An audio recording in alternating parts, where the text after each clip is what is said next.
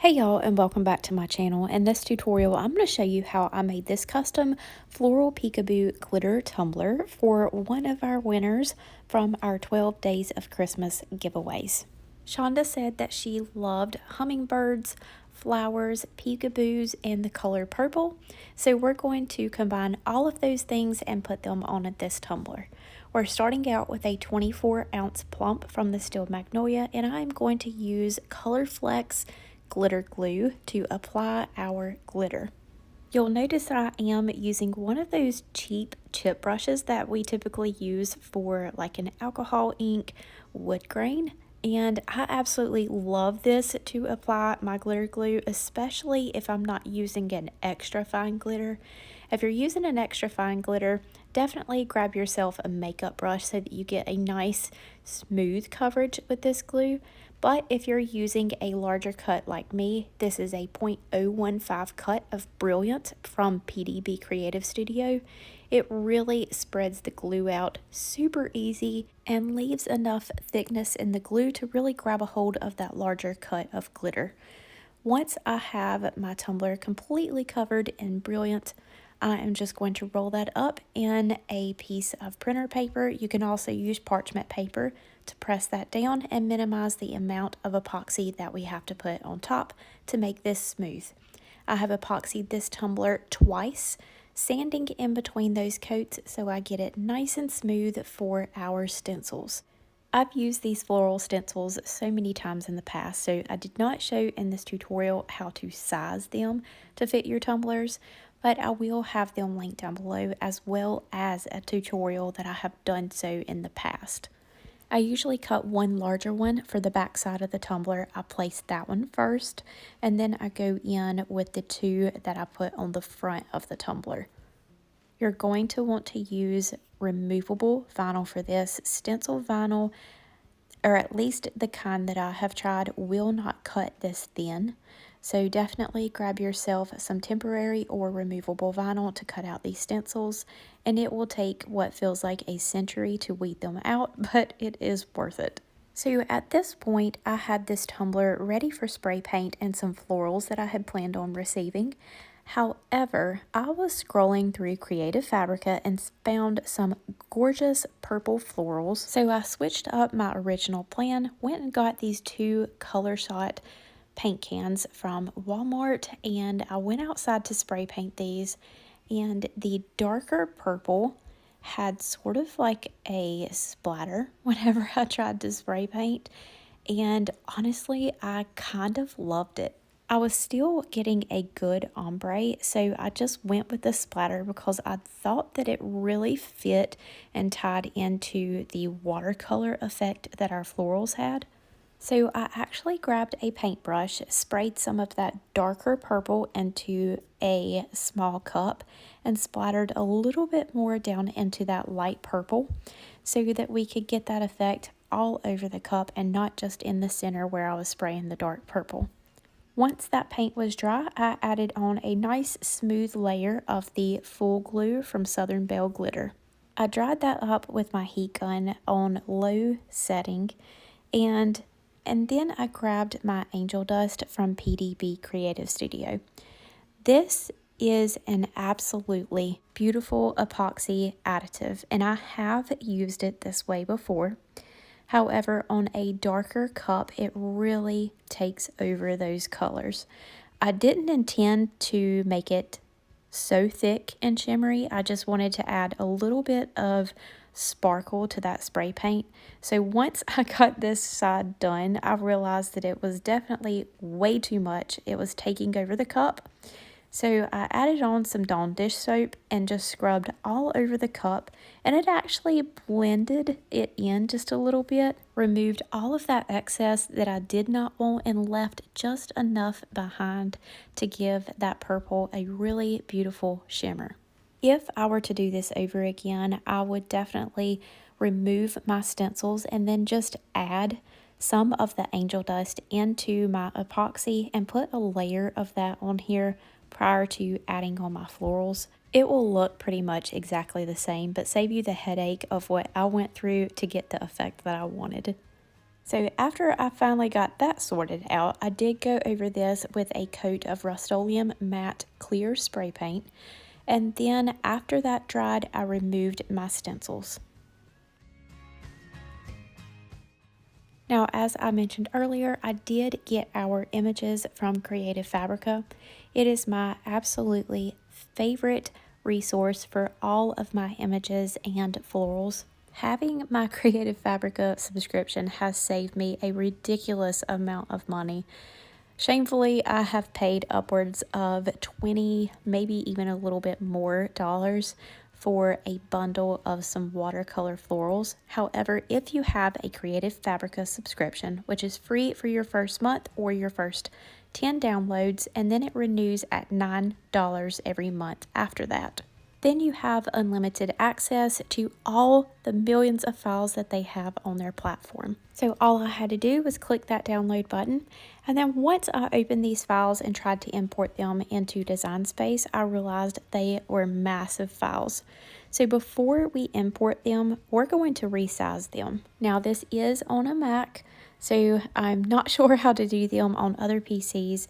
However, if you do open the image from your files and then select Edit, which is the little marker with the circle around it, and then click on your resize and just resize those pixels down to the 1280 or 1920 by 1920 pixels, that is going to make these smaller so they import into your Design Space a whole lot faster, and it will allow you to create offsets, which is something that I have not been able to figure out before. So I am glad that I was able to figure out this little trick to get these imported, because they actually would not even import into Design Space. And as long as you don't drop those pixels down too far, it will still give you a really high quality crystal clear image. So once I have all of my images imported into Design Space that I want to use, I'm going to select them all and add them to Canvas. Now we have to properly size them to fit on our tumbler once we use print to cut.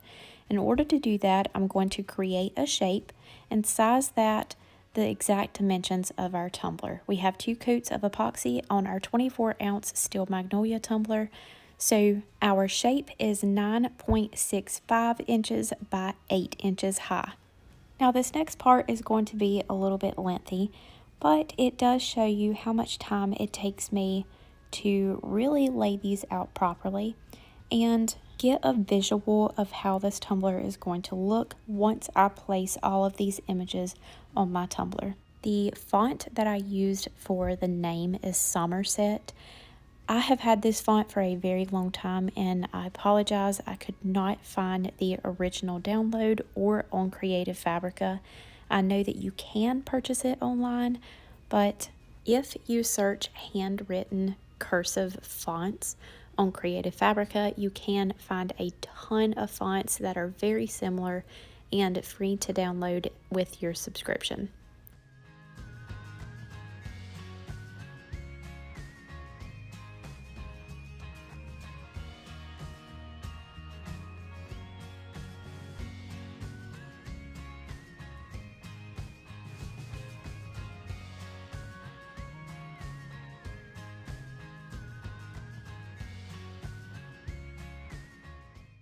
Now remember that your images that are over the edge of your shape is going to wrap around the back or the front side of your tumbler, however you are laying it out.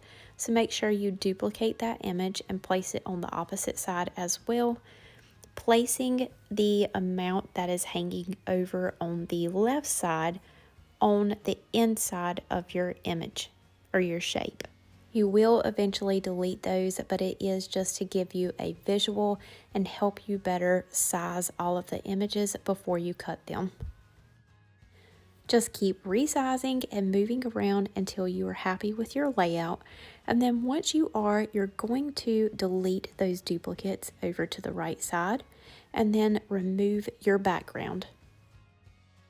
Now for the offset, normally I do not do this, but I did want to for this cup because there were a lot of very, very fine lines in those little elements that are around the sides of these florals. So to do that, since we have resized our image, it's going to load really quickly. We're going to click on our image and create a 0.015 offset. And then I'm going to change the color of that offset to what I feel would match my cup the best. Highlight both of those images and then flatten. And by both of those images, I mean your original image and your offset, and flatten those by selecting the button in the bottom right corner.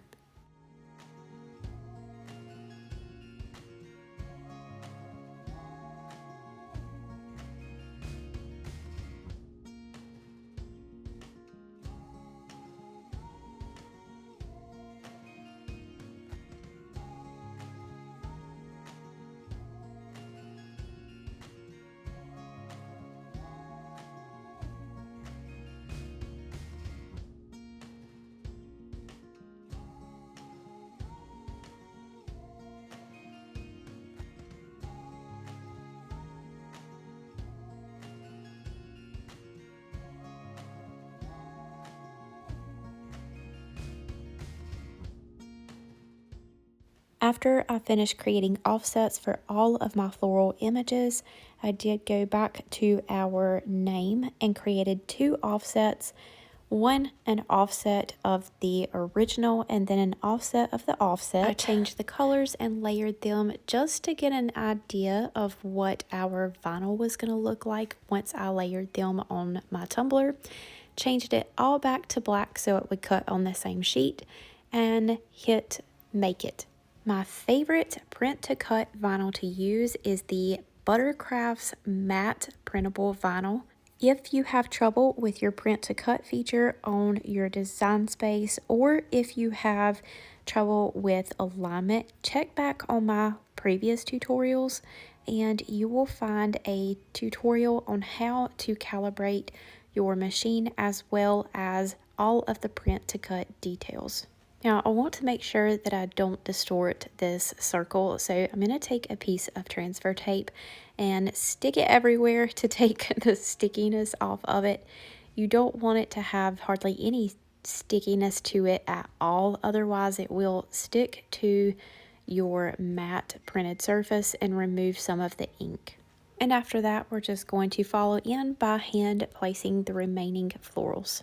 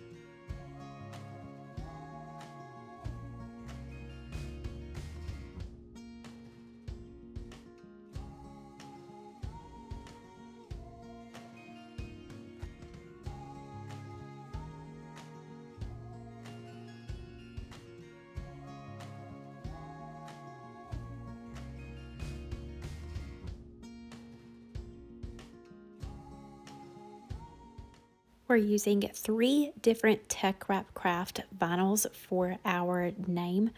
One is the silver metallic textured vinyl, the white shimmer vinyl, as well as the purple metallic bubble-free vinyl. Once I had my name placed, I'm sorry y'all, I don't know where the footage went for that. I did record, but for whatever reason it was giving me like this big long gray screen and I could not put it into this tutorial. So once I had my name placed on my tumbler, I wanted to add another hummingbird, but one that kind of popped out from the front.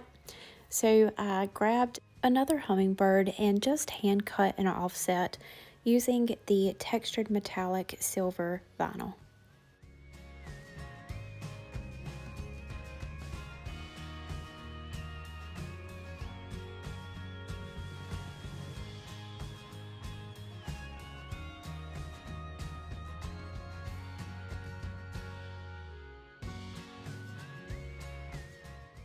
Once I had my last little hummingbird placed on the front of the tumbler, I sealed this twice with Rust-Oleum matte clear coat, and it was time for our final 2 coats of epoxy. Don't forget to put on your respirator and some gloves before you do start using your epoxy. I will have my tutorial linked down below if anyone needs additional details on the safety and how to use epoxy. I always give a minimum of 2 final coats on my tumblers to seal in my decals, and on this first layer I'm going to add in a little bit of New Dawn Chunky Glitter Mix from COLORFLEX just to add a little bit of sparkle and fill in some of those blank spaces.